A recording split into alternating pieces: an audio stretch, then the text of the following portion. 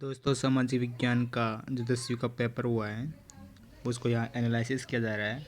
आप देख सकते हो कक्षा 10 का ये आया हुआ 2024 का सामाजिक विज्ञान का पेपर है ना। ठीक है, अब तो देखते जाओ। मैं इसमें जो छोटे क्वेश्चन आए हैं अब ऐसे उनको बताता हूँ। 1871 में राजा विलियम प्रथम को किस देश का सम्राट घोषित किया गया? तो यहाँ पे किया गया था जर्मनी का। मैं टिक लगा रहा हूँ लाल पेन से। जर्मनी का सम्राट घोषित किया गया था। द्वितीय विश्व युद्ध कितने वर्षों तक चला था? तो यह चला था 6 वर्ष, 1939 लेकर 1945 तक। ठीक है। बांग्लादेश में पहली जूट मिल किस वर्ष प्रारंभ हुई थी? तो 1855 में हुई थी।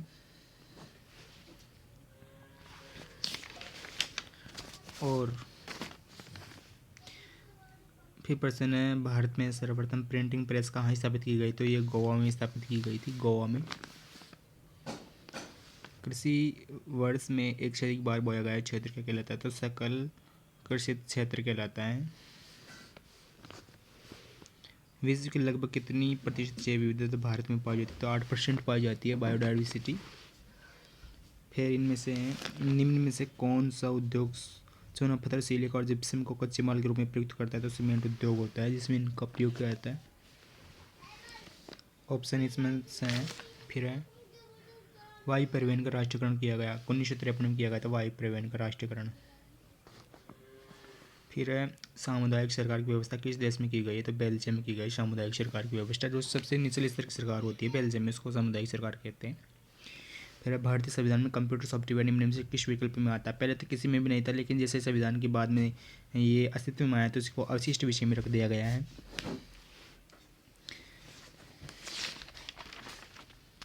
फिर यहाँ पे जाति को समुदाय का मुख्य आधार मानने वाला व्यक्ति क्या कहलाता है? इसमें जातिवादी कहलाता है। निम्नलिखित में से कौन सा लोकतंत्र से बेहतर शासन है? तो ये है इनमें से कोई नहीं, क्योंकि राजतंत्र ऑटोक्रेसी होता है, अधिनायक तंत्र जो तानाशाही होता है उसको कहते हैं, और सैनिक शासन आर्मी फोर्स आर्मी का शासन होता है जैसे पाकिस्तान में है उसको कहते हैं। तो इसमें से कोई नहीं आएगा, क्योंकि लोकतंत्र से अच्छा कोई भी शासन नहीं होता है। फिर इसमें निम्न में से कौन सी एक असंगठित क्षेत्र की गतिविधि है, यह प्रश्न है। तो इसमें दैनिक मजदूरी वाला श्रमिक असंगठित क्षेत्र संबंधी गतिविधि है। भारत में करेंसी नोट जारी करने वाली संस्था है? तो RBI, reserve bank of India. भारतीय रिजर्व बैंक करेंसी नोट छापता है, ये नोट छापता है भारत में, इसका काम है ये। और सभी बैंकों पर नज़र रखता है, सभी पर अपना नियंत्रण रखता है भारतीय रिजर्व बैंक।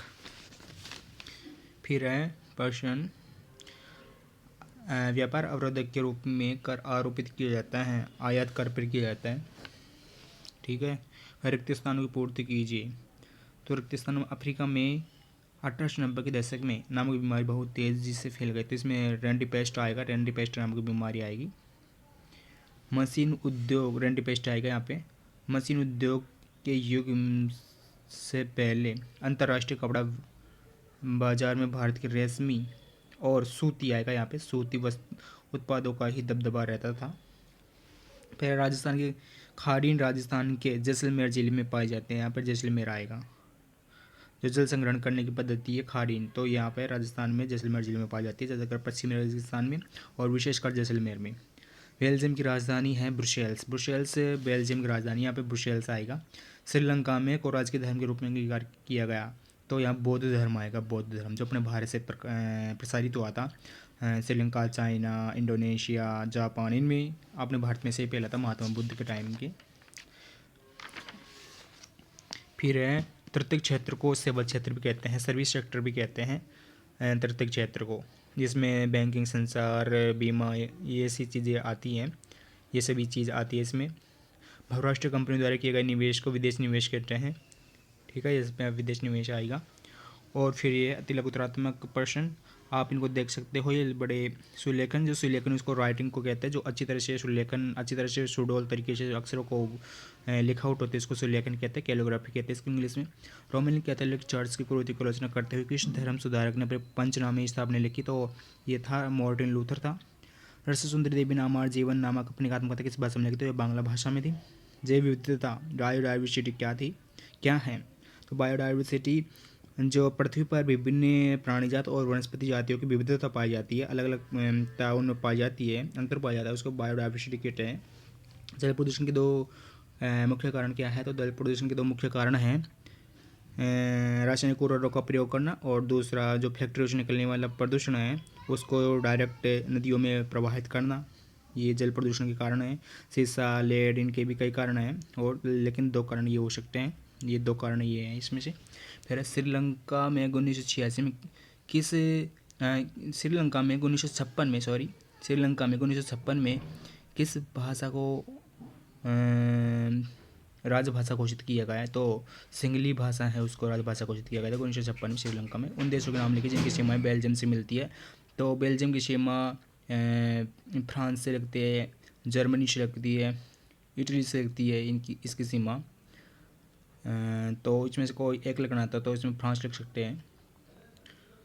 भारत में भूगोल, संस्कृति अथवा जातीयता के आधार पर भी राज्य का गठन किया गया। कोई एक उदाहरण दीजिए। तो आंध्र प्रदेश एक ऐसा ही राज्य था जिसका इसके आधार पर गठन किया गया था 1956 में। संगठित क्षेत्र में रोजगार की अवधि कैसी होती है? संगठित क्षेत्र में रोजगार क्या नाम है वो होता है, थोड़ा स्थायी होता है। वैश्वीकरण की प्रक्रिया से उत्प्रेरित करने वाले दो प्रमुख कारक कौन से? तो वैश्वीकरण की प्रक्रिया को उत्प्रेरित करने वाले प्रमुख कारण हैं संचार हुआ, तो बैंकिंग हुआ, जैसे संचार के प्रमुख साधन हुए, तो यातायात के हुए, वो साधन आते हैं इसमें। फिर है प्रथम विश्व युद्ध के कोई दो परिणाम बताइए? तो लाखों की संख्या में लोग मारे गए और बहुत जनधन की हानि हुई। औद्योगिकरण किसे कहते हैं? इंडस्ट्रियलाइजेशन इसको इंग्लिश में बोलते हैं। औद्योगिकरण है फैक्ट्रियों की जो स्थापना होती है बड़े लेवल पे, उसको औद्योगिकरण कहते हैं। उसमें बहुत बड़े स्तर पर कच्चे माल जो होता है उसको तैयार किया जाता है। इसके बाद में आगे देखते हैं मृदा निर्माण की प्रक्रिया का वर्णन कीजिए। फिर सिंचाई, ये आप देख सकते हो, ये पेपर है और ये अब आ गए बड़े बड़े प्रश्न, तो इसको इतने जल्दी और शॉर्ट रूप में कराना संभव नहीं है।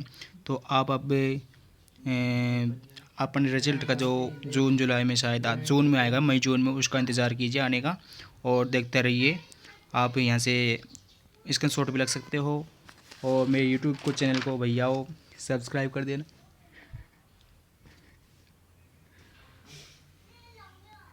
आप देख सकते हो ये है 2024 का पेपर है सोशल साइंस का, सामाजिक विज्ञान का, कक्षा 10 का।